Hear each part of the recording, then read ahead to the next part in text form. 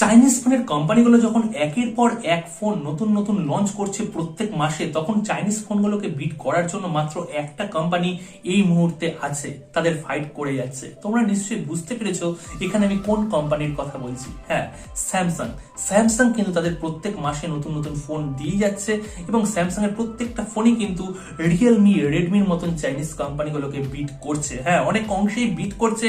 আর Samsung এইরকমই আরেকটা phone নিয়ে কিন্তু হাজির হচ্ছে 15ই ফেব্রুয়ারি এফ সিরিজের অন্তর্গত F62। হ্যাঁ, F62 এই মডেলটা লঞ্চ করছে ইন্ডিয়াতে স্যামসাং। এই মডেলটা কবে বাংলাদেশে লঞ্চ হবে, কি প্রাইসে বাংলাদেশে লঞ্চ হবে, অবশ্যই এই ভিডিওতে বলবো। ভিডিওটাকে শেষ পর্যন্ত দেখার অনুরোধ রাখলাম। আর যারা এই চ্যানেলটা প্রথমবারের জন্য দেখছো, এই ভিডিওটা প্রথমবারের জন্য দেখছো, আর যারা দেখেছো এখনো সাবস্ক্রাইব করোনি, সবাইকে বলছি ভালোবেসে এই চ্যানেলটাকে এখনই সাবস্ক্রাইব করে দিও। কেননা বাংলা কিন্তু আমাদের মাতৃভাষা। এই চ্যানেলটা বাংলা ভাষায়, বাংলা ভাষাকে অনেক এগিয়ে নিয়ে যেতে হবে। একা তো আর পারবো না, তাই তোমাদের বলছি তোমরা একসঙ্গে সাপোর্ট করো যাতে এই বাংলা ভাষাকে অনেক দূর পর্যন্ত এগিয়ে নিয়ে যেতে পারি। তো বন্ধুরা, স্যামসাং তাদের এফ সিরিজের অন্তর্গত ফ্লিপকার্টে F41 এই ফোনটা বেশ কয়েক মাস আগে লঞ্চ করেছিল। মোটামুটি এই ফোনটা কিন্তু হিট হয়েছিল। এছাড়াও অ্যামাজনে তাদের এম সিরিজের ফোনগুলো তো আছেই, একের পর এক যে ফোনগুলো লঞ্চ করেছে এই ফোনগুলো কিন্তু প্রচন্ড হিট। M51 যে লাস্ট ফোনটা লঞ্চ করেছিল, এই ফোনটা বেশ পপুলার একটা ফোন। এই ফোনটাকে কিন্তু এনহ্যান্সমেন্ট করে তারা এফ সিরিজের অন্তর্গত F62 এই ফোনটা ইন্ডিয়াতে লঞ্চ করছে 15ই ফেব্রুয়ারি। এই ফোনটার প্রসেসরের সেকশনে যদি আমরা কথা বলি, এটা কিন্তু এক বছরের আগে এস সিরিজের অন্তর্গত S10 প্লাসে যে প্রসেসরটা দিয়েছিল, সেই ফ্ল্যাগশিপ লেভেলের প্রসেসর কিন্তু এই ফোনটার মধ্যে স্যামসাং ওয়েল অপটিমাইজড করে নতুন ভাবে কিন্তু নিয়ে আসছে। হ্যাঁ, এটা হচ্ছে এক্সিনোসের 9825 এই প্রসেসরটা কিন্তু একটা সময় একটা ফ্ল্যাগশিপ লেভেলের প্রসেসর ছিল, যেটা কিনা স্ন্যাপড্রাগনের মোটামুটি 855 লেভেলের কিন্তু প্রসেসর। এবং চোখ কান বুঝে 7 সিরিজের যে প্রসেসর গুলো আছে, স্ন্যাপড্রাগনের 730G থেকে শুরু করে 765, প্রত্যেকটা প্রসেসর গুলোকে এই ফোনের প্রসেসরটা বিট করে দিতে পারে। হ্যাঁ, প্রত্যেক অংশেই বিট করবে, কারণ এটা একটা ফ্ল্যাগশিপ লেভেলের প্রসেসর। এছাড়াও ডিসপ্লে সিস্টেমে যদি কথা বলি, এখানে 6.7 ইঞ্চির একটা হিউজ ডিসপ্লে ইউজ করছে স্যামসাং।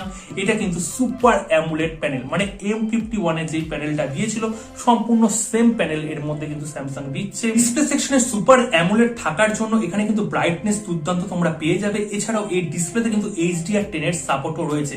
যদি এই ফোনটার বিল্ড কোয়ালিটির কথা বলি, এখানে কিন্তু 10 এ 10 কোনোভাবেই আমরা দিতে পারবো না, কেননা স্যামসাং এখানে কোনো গ্লাস ইউজ করেনি। আমরা সকলেই জানি যে মোটামুটি 30,000-25,000 টাকায় প্রাইস রেঞ্জের মধ্যে স্যামসাং কোনোদিনই আমাদের গ্লাস দেবে না। আমরা ধরেই নিয়েছি এখানে স্যামসাং পলিকার্বনেট দিচ্ছে। এখানে স্যামসাং এর বাসায় এখানে গ্লাস্টিক ইউজ করা হচ্ছে। এই ফোনটা সম্পূর্ণ কিন্তু প্লাস্টিকের। M51 এ যেমন আমরা বিল্ড পেয়েছিলাম, সেই রকম টাইপেরই কিন্তু একটা বিল্ড পাচ্ছি। এবার যদি স্যামসাং আমাদের ভালোবেসে আরেকটু ভালো টাইপের প্লাস্টিক দেয় তাহলে ভালো হয়, কেননা M51 এ যেমন বিল্ড পেয়েছিলাম সেই বিল্ডটা কিন্তু সেমন টাইপের ছিল না। পেছন দিকে কিন্তু অনেক স্ক্র্যাচ পরবর্তী সময় তোমাদের সকলেরই চলে এসেছিল।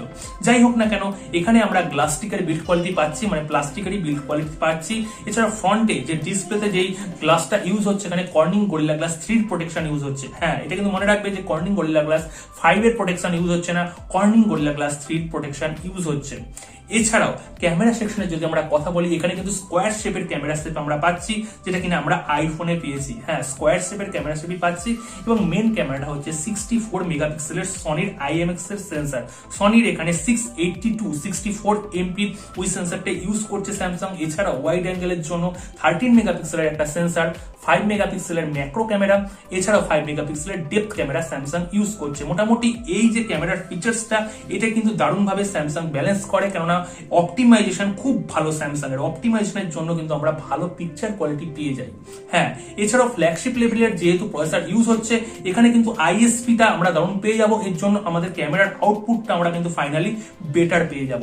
এছাড়াও ফ্রন্টে কিন্তু আমরা 32 মেগাপিক্সেলের ক্যামেরা পাবো, যেটা কিনা স্যামসাং তাদের এম সিরিজের প্রত্যেকটা ফোনেই 32 মেগাপিক্সেলের ক্যামেরাটা দেয়।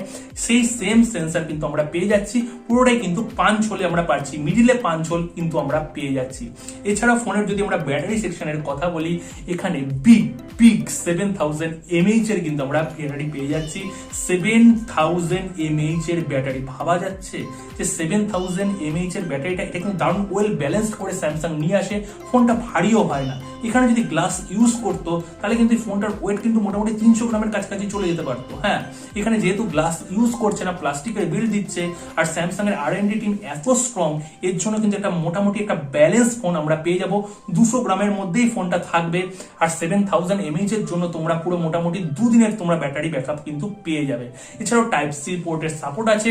ফাস্ট চার্জিং এর ক্ষেত্রে যদি আমরা বলি, আমরা সকলেই জানি স্যামসাং এর 25 ওয়াটের ফাস্ট চার্জিং এর সাপোর্ট দেয়, এর থেকে বেশি কিন্তু তারা দেয় না এই রেঞ্জের ফোনগুলোর প্রতি। তো বন্ধুরা, এখানে আমরা ম্যাক্সিমাম 25 ওয়াটের ফাস্ট চার্জিং ইনবক্স আমরা পেয়ে যাচ্ছি। এছাড়াও যদি সফটওয়্যার সেকশনের কথা বলি, এখানে কিন্তু One UI এর নতুন আকর্ষণ, One UI এর 3.0 নতুন ভার্সন আমরা ইনবক্স পেয়ে যাচ্ছি। অ্যান্ড্রয়েড 11 ইনবক্স আমরা পেয়ে যাচ্ছি। সফটওয়্যার সেকশনে কোনো কথা হবে না, কারণ One UI ওয়েল অপটিমাইজড একটা UI।